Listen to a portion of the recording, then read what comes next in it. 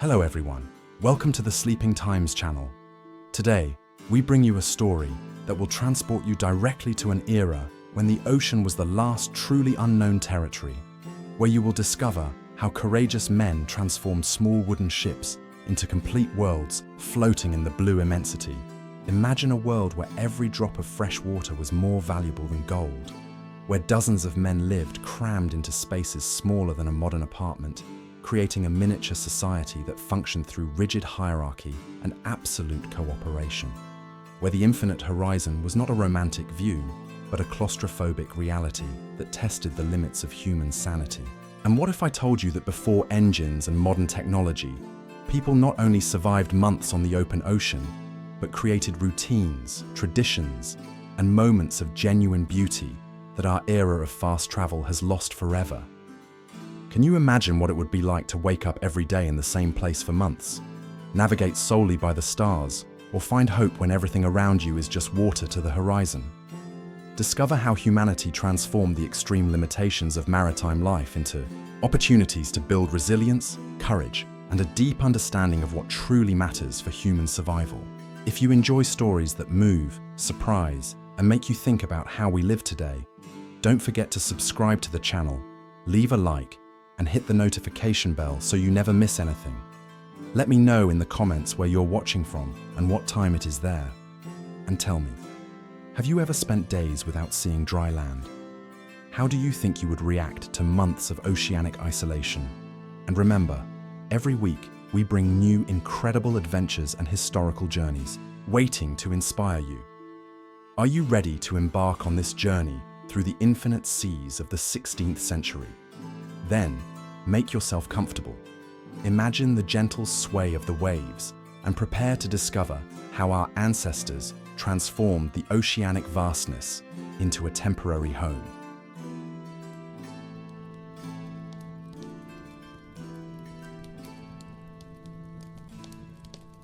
The first ray of light penetrating the ship's small portholes did not reach the lower holds, where most of the crew slept huddled together in thick hemp hammocks.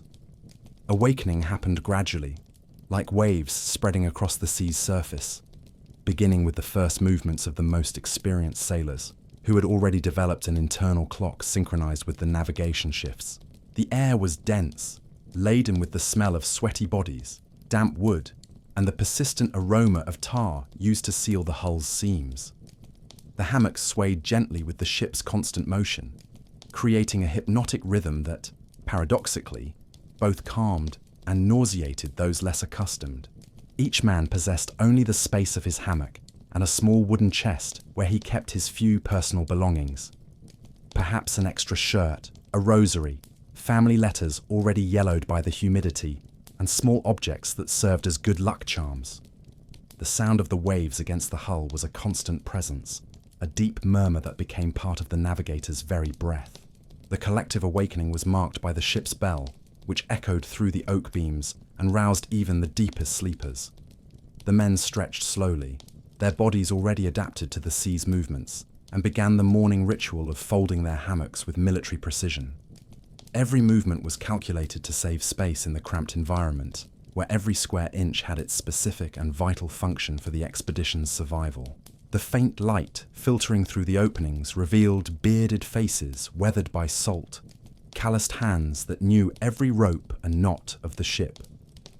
The smell of wet wood mingled with the aroma of breakfast beginning to be prepared on the upper deck, a mixture of hard biscuits, water, and sometimes a little brown sugar when provisions allowed. It was an awakening that had been happening the same way for weeks, months, creating a comforting routine amidst the ocean's unpredictable vastness. Bodies moved with the economy of gestures typical of those who had learned to live in minimal spaces. Each man knew exactly where to step to avoid the loudest creaking planks, where to brace himself when the ship swayed more intensely, how to dress quickly without bumping into his companions. It was a silent and coordinated dance, developed through weeks of forced cohabitation and necessary cooperation. The cold of the oceanic dawn penetrated through the wood's crevices, causing the men to wrap themselves in their rough wool cloaks before facing the upper deck. Their breaths formed small clouds of vapor in the chilled air, and the contrast between the warmth of huddled bodies and the coldness of the environment created a unique sense of intimacy and isolation at the same time. It was like waking up in the belly of a living creature, breathing and moving with the eternal rhythm of the sea. The morning hygiene ritual was minimal and practical. A little salt water to wash their faces, combing their hair with their fingers, adjusting the clothes that had served as pajamas during the night. There were no mirrors, no privacy, just the basic need to prepare for another day of arduous work under the scorching sun or the ocean's icy rain. Vanity was a luxury the sea did not permit. The first steps towards the upper deck were always cautious, as their eyes needed to adjust to the change in luminosity. The body, still soft from sleep, needed to readapt to the ship's constant motion, finding its sea legs once more. It was a process that repeated every morning, but never became completely automatic, for the sea was never exactly the same from one day to the next. This collective awakening created a peculiar sense of forced community, where men of different origins, social classes, and nationalities shared the same vulnerability before the oceanic immensity. It was a leveling imposed by nature, where noble titles and earthly riches lost meaning in the face of the basic need for survival. The sea transformed everyone into equals, at least during those first hours of the day, when shared humanity superseded individual differences. The main deck revealed a miniature society, rigidly organized and hierarchical like a small floating city. At the top of the social structure was the captain, an almost mythical figure who rarely descended from his private quarters in the ship's stern, where he enjoyed the luxury of an individual cabin with real glass windows, an invaluable treasure on the high seas. His presence was felt even when he was not visible, through orders that flowed down the chain of command like water through a well-defined system of canals. Just below the captain, the senior officers occupied small individual cabins, each no larger than a modern wardrobe, but which represented the maximum possible privacy on board. These men wore clothes of finer fabrics, plumed hats, and carried ornate swords that served more as status symbols than as practical weapons. Their faces were less weathered by the sun, their hands less calloused, as their work was more mental than physical, involving navigation, cartography, and strategic decision-making. Experienced sailors formed the backbone of the operation, men who knew every rope, every sail, every movement necessary to keep the ship running. Their clothes were simple but practical: thick linen shirts, leather or sturdy fabric trousers, bare feet or protected by leather sandals that allowed better grip on the wet surfaces of the deck. They moved with the confidence of those who intimately knew their work environment, every muscle adapted to the specific demands of maritime life. The cabin boys, young apprentices often still teenagers, occupied the base of the social hierarchy. Their lean and agile bodies were ideal for climbing the masts and performing tasks in cramped spaces, but their inexperience made them vulnerable both to physical dangers and to the abuses of older sailors. They wore patched clothes, inherited from others who had grown or died during previous voyages, and carried in their eyes a mixture of fear and fascination for the oceanic adventure. The distribution of physical space perfectly reflected this social hierarchy. The higher the rank, the closer to the stern, and the further from the odors and noises of the lower holds. The captain had access to a small private balcony where he could observe the sea without being observed, while common sailors shared every available inch of space. It was a geography of power that manifested in 3 dimensions, where height and location determined not only comfort, but also authority.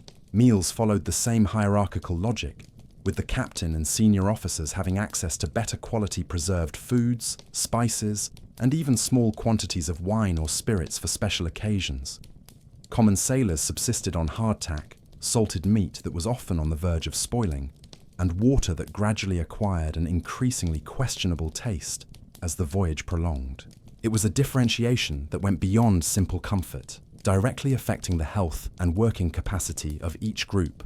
Communication followed rigid and formal channels, with orders descending through the hierarchy via a well-established system of commands and signals.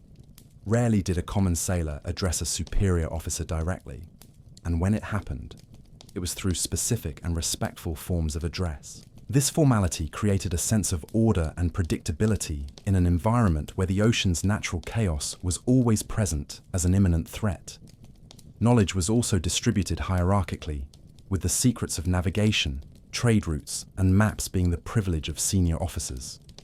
Common sailors only knew the specific tasks necessary for their duties, creating a dependency that reinforced the power structure. It was as if each man was a specialized part in a complex machine, essential for the functioning of the whole, but unable to fully comprehend the larger mechanism of which he was a part. This rigid hierarchy, though it might seem oppressive, also offered a sense of security and order amidst the potential chaos of oceanic life. Each man knew exactly his place, his responsibilities, and his limitations, creating a social structure that, despite its injustices, provided psychological stability in a fundamentally unstable and unpredictable environment. Paradoxically, this disciplinary rigidity coexisted with moments of genuine camaraderie, especially during the long nights when hierarchical differences temporarily softened under the democratic cloak of oceanic darkness. The preparation of meals on board was a complex operation that began before dawn, when the cook and his assistants lit the cast-iron stove located in the center of the main deck. This stove, protected by a structure of refractory bricks and surrounded by metal plates to prevent fires, was the vital heart of the ship, the point around which one of the most important and awaited activities of the day was organized. The fire was fueled with carefully rationed coal, and its maintenance required constant skill to balance fuel economy with the need to cook for dozens of hungry men. The basic ingredients were stored in oak barrels treated with salt and tar to resist oceanic humidity. Hardtack, as hard as stones, made from flour, water, and salt, formed the basis of the diet and was often infested with small worms that sailors learned to ignore or even consider as an additional source of protein. Salted meat, preserved in thick brine, had a fibrous texture and an intensely salty taste that dominated any attempt at additional seasoning. Breakfast was a simple but vital meal, consisting mainly of biscuits softened in warm water or weak tea, occasionally accompanied by a piece of hard cheese or a few slices of salted meat.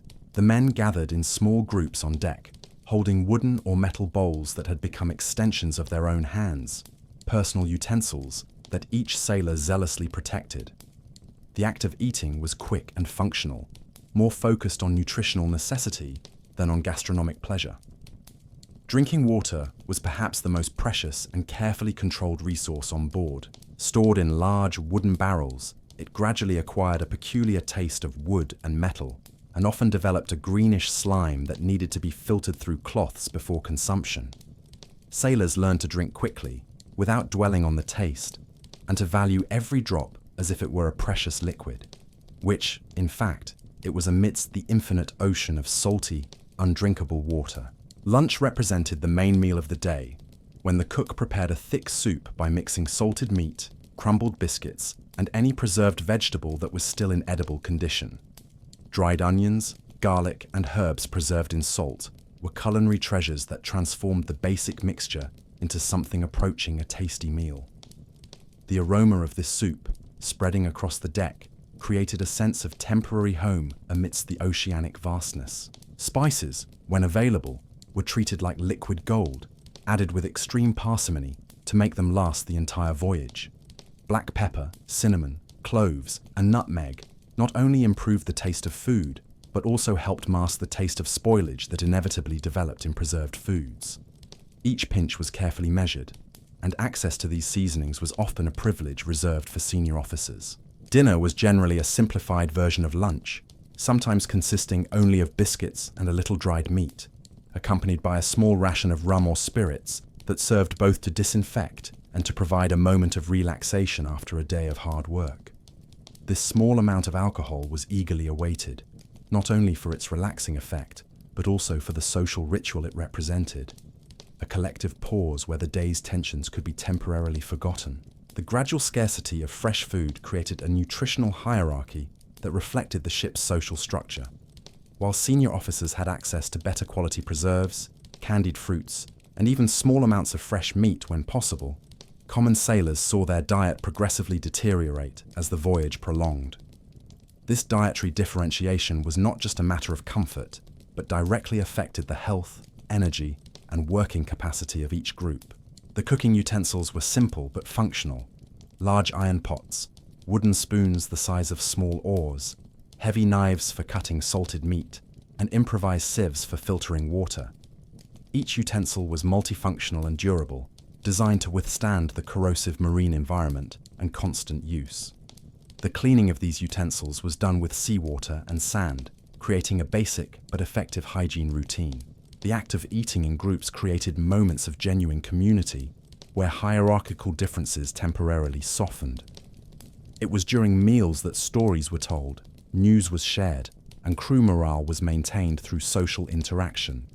These moments of collective eating served as anchors of normalcy in an existence that otherwise could easily descend into isolation and oceanic madness. The handling of sails was a complex art that demanded perfect coordination among dozens of men, each knowing exactly their role in the intricate choreography that transformed the force of the winds into directed motion. The main sails, made of thick, resistant linen canvas, were enormous expanses of fabric that, when fully unfurled, created a wind-catching surface equivalent to several football fields. Each sail had its own name, personality, and specific set of ropes and pulleys that controlled it, forming a textile nervous system that responded to the slightest commands from experienced sailors. The process of hoisting the sails always began with a careful assessment of the wind's direction and intensity, an almost mystical reading that veteran sailors performed through subtle signs. The way the stove's smoke dispersed, the movement of flags on the mast, the feel of the air on exposed skin. It was a primitive but surprisingly accurate meteorology, developed through years of constant observation and accumulated experience in different oceanic conditions. The ropes, called lines by sailors, were made of braided hemp and treated with tar to resist constant humidity and corrosive salt. Each line had a specific thickness determined by the force it needed to bear, and its rough texture left permanent marks on the hands of the men who handled them daily. Knowledge of different knots was fundamental, as each situation required a specific fastening that could be quickly undone, even under extreme tension. Climbing the masts was an activity that combined courage, agility, and technical knowledge, performed mainly by younger and more experienced sailors who did not fear the dizzying heights. Up there, swaying dozens of meters above the deck, with the ship violently pitching beneath their feet, they adjusted smaller sails, repaired broken ropes, and performed the constant maintenance necessary to keep the system functioning. The view of the ocean from that height was simultaneously magnificent and terrifying, offering a unique perspective of the blue immensity that stretched to the horizon in all directions. The sound produced by the working sails was a constant symphony of fabric flapping against the wind, ropes tightening and relaxing, wood creaking under pressure. It was a familiar music that sailors learned to interpret as a doctor interprets a patient's heartbeat, immediately identifying any irregularity that might indicate impending problems. A change in the wind's tone in the sails could mean the need for quick adjustments or even the approach of a storm. During storms, handling the sails transformed into an epic battle against the forces of nature, where men fought to control enormous expanses of fabric that thrashed like living creatures trying to escape. The wind howled through the ropes, creating ghostly sounds, and the partially reefed sails cracked like giant whips. It was in these moments that the sailors' experience and courage were tested to the maximum, as a mistake could result not only in damage to the ship, but also in serious injury or death. Sail maintenance was a constant activity that occupied much of the crew's free time.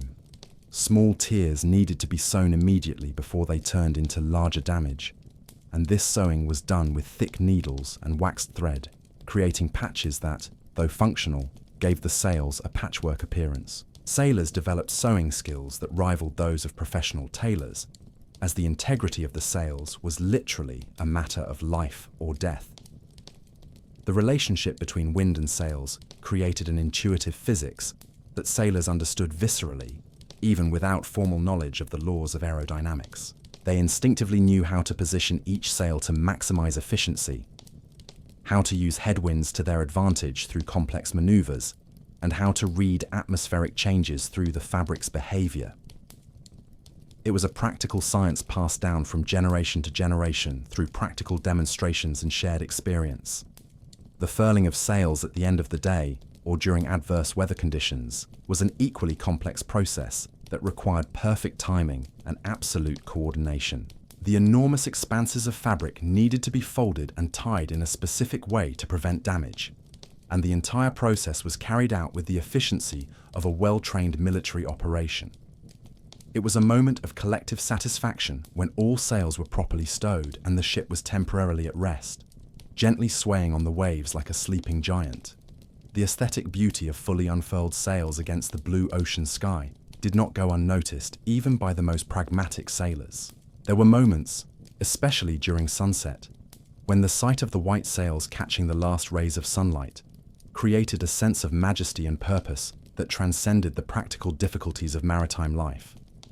It was in these moments that men remembered why they had chosen the sea, despite all its dangers and privations. When the sun finally disappeared on the horizon, painting the sky with orange and purple hues that reflected on the undulating surface of the ocean, the ship transformed into a small, isolated world floating in the dark immensity. The transition from day to night at sea was a spectacle that never lost its ability to impress, even for the most experienced sailors who had witnessed thousands of oceanic sunsets. The sky stretched in all directions without obstruction, creating a perfect dome where colors blended and gradually transformed until only the first stars remained visible. The ship's nocturnal illumination depended on whale oil lanterns carefully positioned at strategic points, creating small islands of yellowish light that barely penetrated the oceanic darkness. These lanterns were protected by thick glass and metal frames that kept them lit even during strong winds, but their dim light created more shadows than clarity, transforming the familiar deck into a labyrinth of indistinct shapes and dark corners. The oil was precious and rationed, so only the essential lanterns for navigation and safety remained lit throughout the night. The watch shifts divided the crew into groups that alternated throughout the night, ensuring that there were always alert men to monitor the wind, sails, and potential dangers.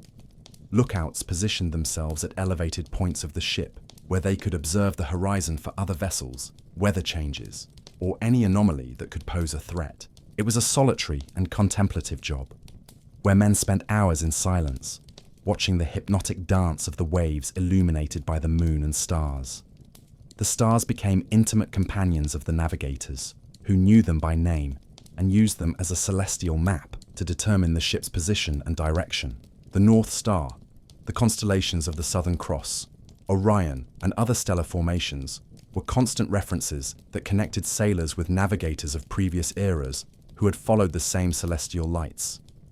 It was a historical continuity that extended through the centuries, linking each individual voyage to humanity's great maritime tradition. During calm nights, when the wind was gentle and the sails needed few adjustments, the crew gathered on deck for social activities that helped maintain morale and mental sanity. Stories were told and retold, gaining new details and exaggerations with each repetition, creating a personal mythology that transformed common experiences into epic adventures. Traditional songs were sung in chorus, their familiar melodies creating a sense of home and community amidst oceanic isolation. Card and dice games were popular pastimes, although they were often forbidden by officers due to the potential for creating conflicts over bets. When permitted, these games were played in the dim light of lanterns, with men crouching in circles on deck, their concentrated faces intermittently illuminated by the flickering light. Bets were usually small, extra rations of rum, work shifts, or small personal items, but the competition was intense and served as an outlet for the day's accumulated tensions. Maintenance and repair of equipment continued during calmer nights, with sailors taking advantage of the cooler temperature to perform tasks that would be unbearable under the scorching sun of the day. Ropes were braided, sails were mended, tools were sharpened, and fishing gear was prepared. It was a meditative work, performed mainly by touch, as the dim light made it difficult to see fine details, but the experienced hands of the sailors knew every texture and necessary movement. The nocturnal temperature in the ocean could vary drastically depending on latitude and season, creating conditions ranging from suffocatingly hot tropical nights to biting cold that penetrated to the bones. Sailors adapted by wearing layers of clothing that could be added or removed as needed, and huddled around lanterns or near the galley stove when the cold became unbearable. It was a constant struggle to find the balance between thermal comfort and the mobility required for work. The dreams and nightmares of sailors were often influenced by the ship's constant movement and the nocturnal sounds of the ocean. Many reported vivid dreams of walking on solid ground, only to wake up disoriented by the familiar sway of the waves. Others were tormented by nightmares of storms, shipwrecks, or sea monsters, reflections of the real fears that inhabited the subconscious of men who lived constantly at the mercy of unpredictable and powerful natural forces. Philosophical contemplation was almost inevitable during the long oceanic nights, when the vastness of the starry sky and the infinitude of the sea created a perspective that diminished earthly problems to insignificant proportions. Men who rarely had time for deep reflections during their lives on land found themselves face to face with fundamental questions about existence, purpose, and mortality. It was an unintentional spiritual education that transformed simple sailors into involuntary philosophers, shaped by the immensity and solitude of the nocturnal ocean. The approach of a storm in the ocean was heralded by subtle signs that only the most experienced sailors could interpret correctly. An almost imperceptible change in the horizon's color, an alteration in the wave pattern, a different quality in the sunlight filtering through still distant clouds.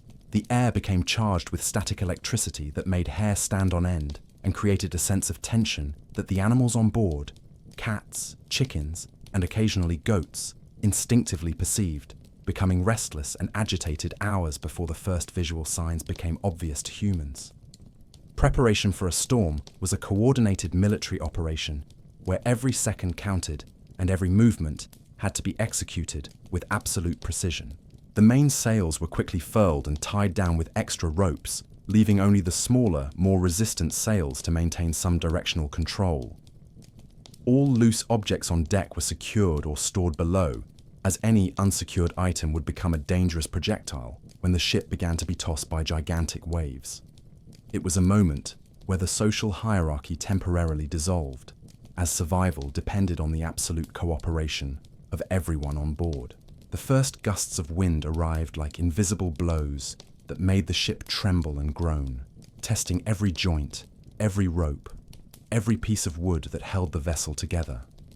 The sound of the wind gradually increased from a whisper to a howl, then to a deafening roar that made verbal communication almost impossible. Sailors developed a system of hand signals and body movements to communicate during these moments, a gestural language born of necessity and perfected through shared experiences with the oceanic fury.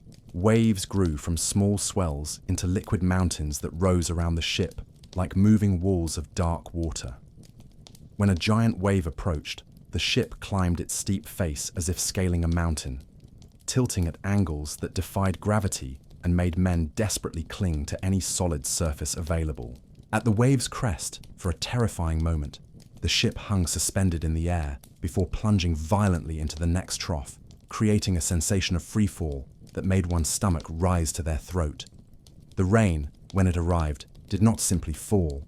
It attacked horizontally, driven by winds that transformed each drop into a painful projectile that penetrated through every crack, every opening, every poorly sealed joint, drenching clothes, equipment, and supplies that had been carefully protected. Sailors covered themselves with waxed canvas cloaks, but the protection was limited against the combined fury of the wind and oceanic rain.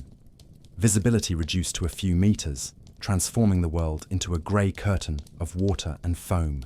Working during a storm required a courage bordering on madness, as men had to move across the slippery, tilted deck to adjust ropes, pump water from the holds, and keep the ship functioning. Every step was a gamble with death, as an unexpected wave could easily sweep a man overboard without his companions being able to do anything to save him. Safety ropes were tied around their waists, but even these precautions offered limited protection against the brute force of the enraged ocean.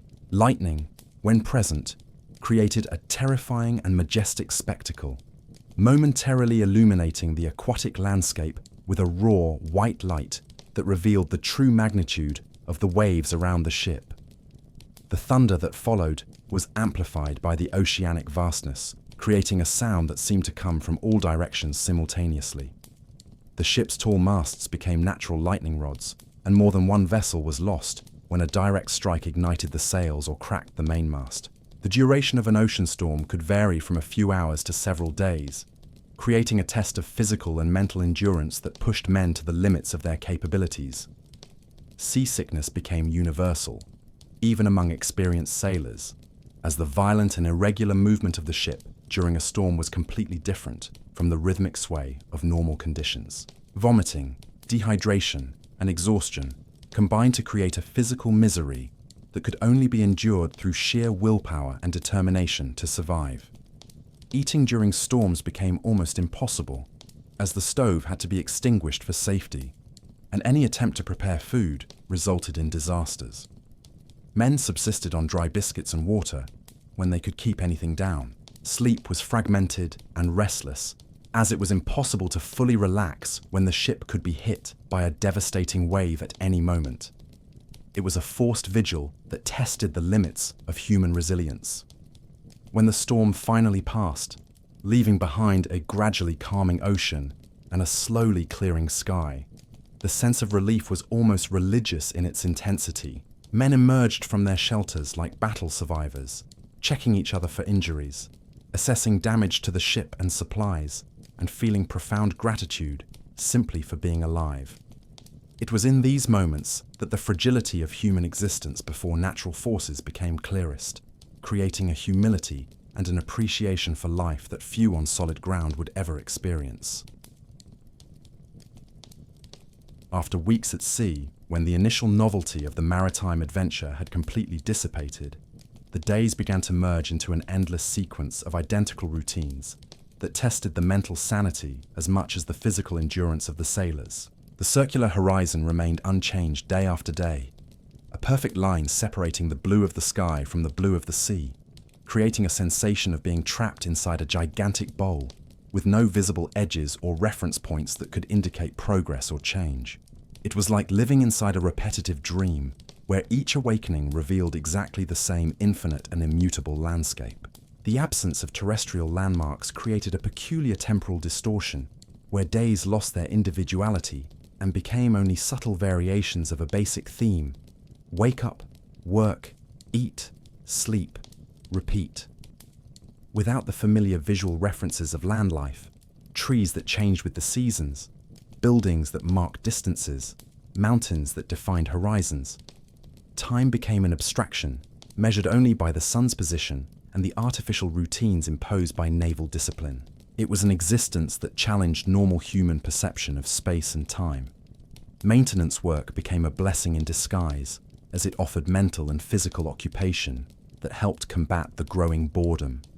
Every rope that needed checking, every surface that required cleaning, every tool that needed maintenance became a small victory against monotony. Sailors developed an obsessive attention to detail, polishing metals that already shone, reorganizing supplies that were already perfectly arranged, creating work where there was no real need just to keep hands and mind busy.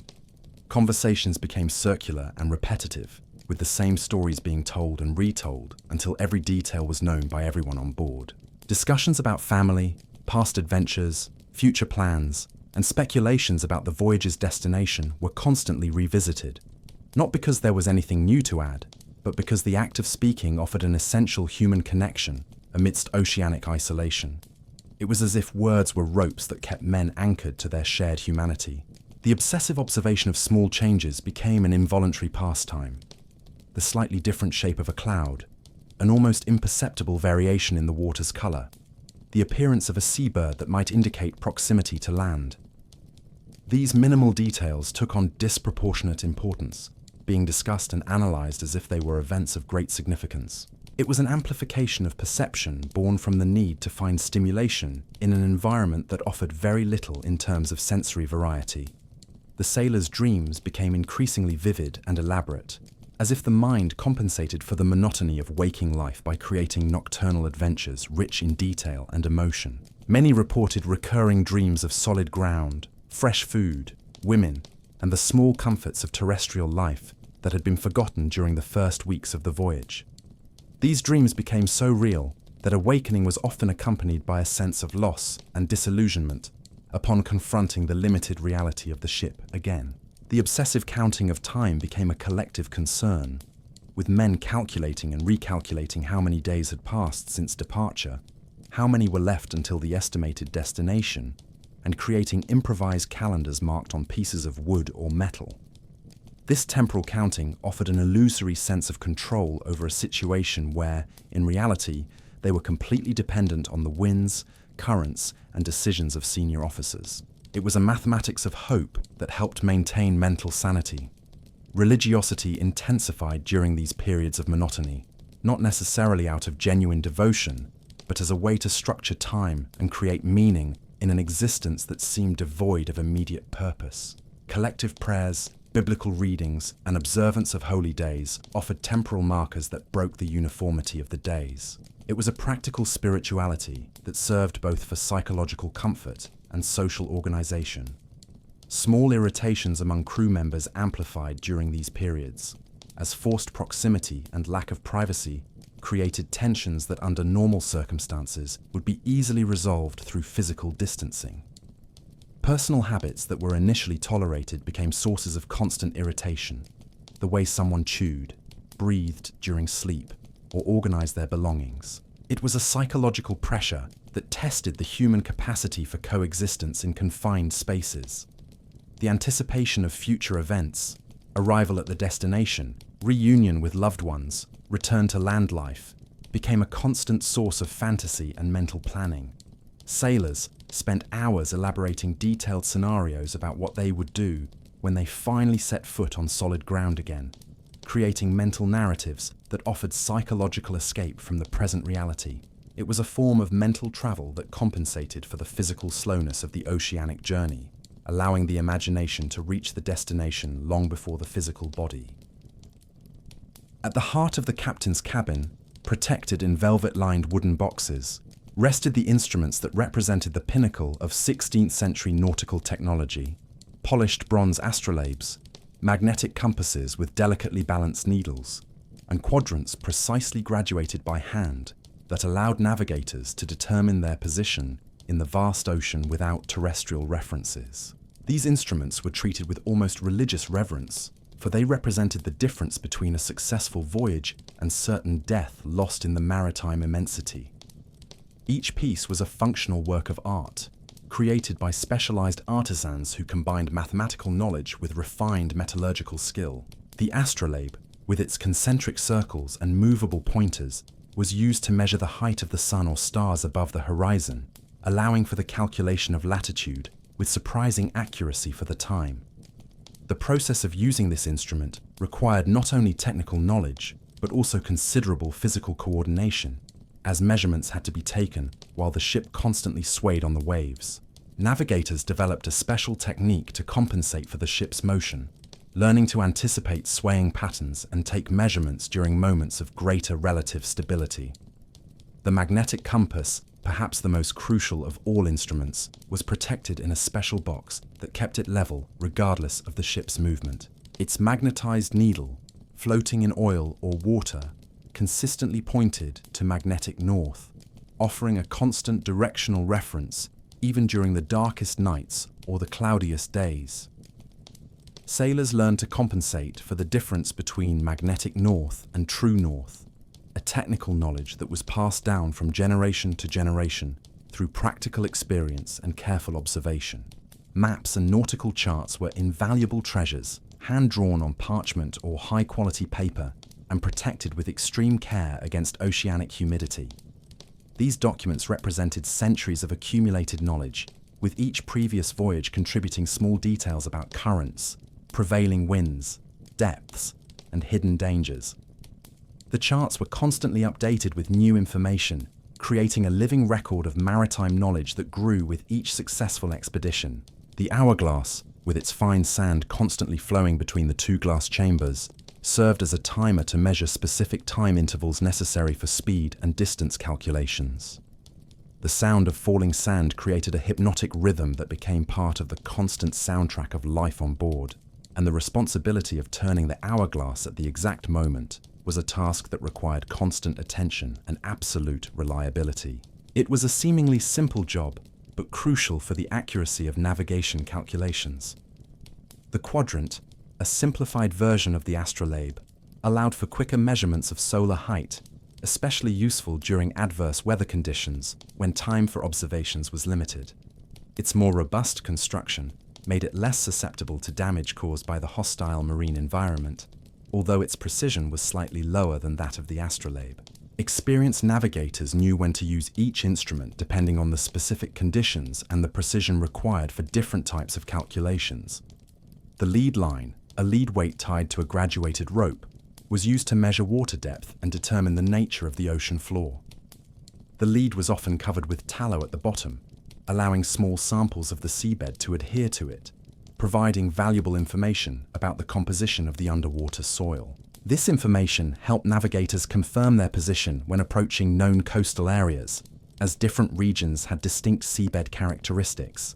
The knowledge to use these instruments was carefully guarded and transmitted only to qualified navigators, creating a technical elite within the naval hierarchy. This knowledge included not only the mechanical use of the instruments, but also an understanding of the mathematical and astronomical principles that underpinned them. It was a practical education that combined empirical observation with scientific theory, creating navigators who were simultaneously artisans and scientists. Maintaining these delicate instruments in a hostile maritime environment was a constant challenge that required specialized skills and extreme care. The corrosive salt in the ocean air constantly attacked metal parts, requiring regular cleaning and lubrication with special oils.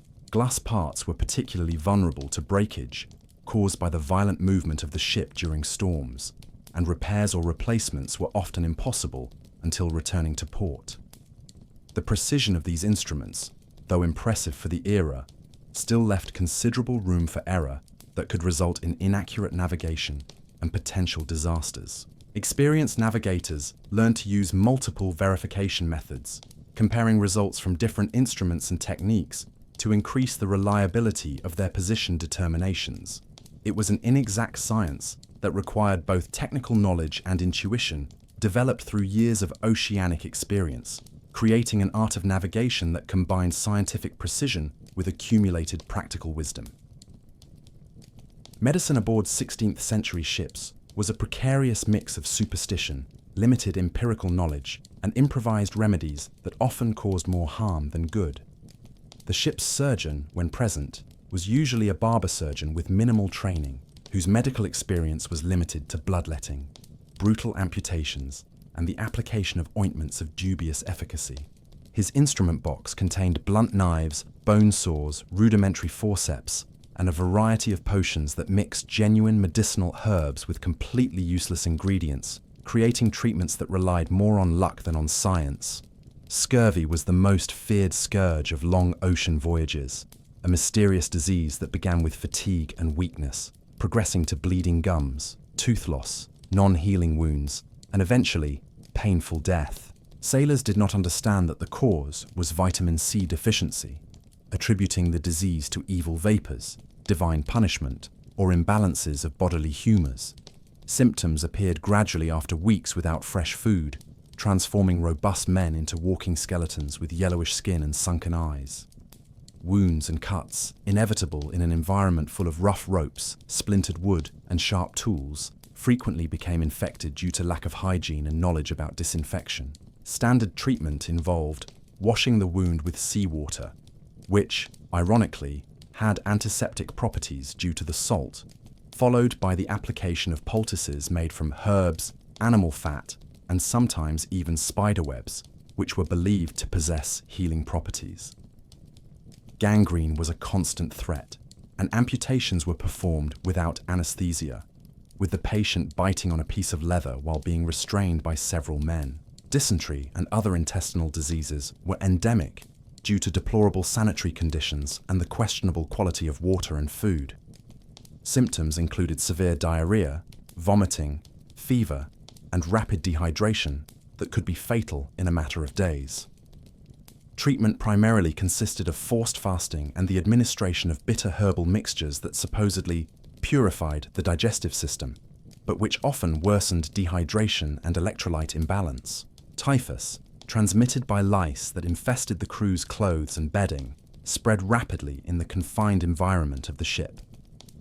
The disease caused high fever, delirium, skin rashes, and often death, especially among younger and less resistant sailors. The lack of understanding about disease transmission meant that the sick were often isolated in even more confined and poorly ventilated areas, creating conditions that favored the spread of infection. Bone fractures, resulting from falls from the masts or accidents during storms, were treated with improvised splints made from pieces of wood and tied with ropes or strips of fabric.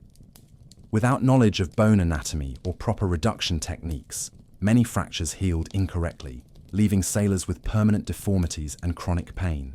Prolonged immobilization on a constantly moving ship created additional challenges for proper recovery. Dental hygiene was practically non-existent, resulting in widespread cavities, painful abscesses, and premature tooth loss. Treatment for toothache primarily consisted of extraction with rudimentary instruments, often resulting in secondary infections. Some sailors developed their own pain relief techniques, chewing specific herbs or applying heated oils to affected areas, but these methods offered only temporary relief. Mental illnesses, resulting from prolonged isolation, constant stress, and deplorable living conditions, were completely misunderstood and often attributed to demonic possession or moral weakness. Sailors who developed symptoms of depression, anxiety, or psychosis were often chained or confined to protect the crew, creating a vicious cycle that worsened their mental condition. The lack of privacy and constant social pressure contributed to the development of psychological disorders for which no treatment was available. Disease prevention was based primarily on superstitions and ritualistic practices that had little or no scientific basis. Amulets were worn to ward off illness. Specific prayers were recited for divine protection, and certain food combinations were avoided based on beliefs about bodily humors. Ironically, some of these practices had unintended real benefits. Regular fasting could help the digestive system recover, and certain herbs used in rituals possessed genuine medicinal properties. Death was a constant presence and accepted as an inevitable part of maritime life, with specific rituals developed to deal with the passing of crew members. Bodies were wrapped in canvas and cast into the sea after a simple religious ceremony, as preservation was impossible in the hot, humid climate. This constant proximity to mortality created a fatalistic philosophy among sailors, who learned to accept the fragility of human life in the face of the relentless forces of the ocean and disease. After months of navigation, when the first silhouettes of dry land finally appeared on the horizon, perhaps a dark line of distant mountains or the familiar outline of a known coast, the emotional transformation of the crew was almost palpable, as if an electric current ran through the entire ship. The men who had grown accustomed to the oceanic monotony suddenly became energized, climbing the masts for a better view, pointing and shouting confirmations to each other, their voices filled with an emotion that had been carefully repressed during the long weeks at sea. It was a moment of collective rebirth, where the hope that had been kept alive through sheer willpower finally found visual validation. The approach to the coast gradually revealed details that became increasingly precious. The green of the trees that contrasted dramatically with the monotonous blue of the ocean, small human constructions indicating civilization, and occasionally even tiny figures of people moving on the beach. Every detail was absorbed with an almost desperate intensity, as if the sailors' eyes were hungry for visual variety after months of uniform horizon. The smell of the land, carried by the wind, arrived even before the coast was clearly visible, bringing aromas of vegetation, damp soil, and terrestrial life that awakened deep memories of home and stability. Preparations for disembarkation began long before reaching port, with the crew organizing their few personal belongings, repairing clothes that would serve for presentation on solid ground, and mentally preparing for the transition back to land life. Many found that they had forgotten what it was like to walk on surfaces that didn't constantly move, and the first steps on solid ground often resulted in a sensation of imbalance and dizziness that could last for days. It was as if their bodies had adapted so completely to oceanic movement that terrestrial stability had become unnatural. The entry into port was a spectacle that attracted crowds of curious onlookers, merchants, and family members eagerly awaiting the navigator's return.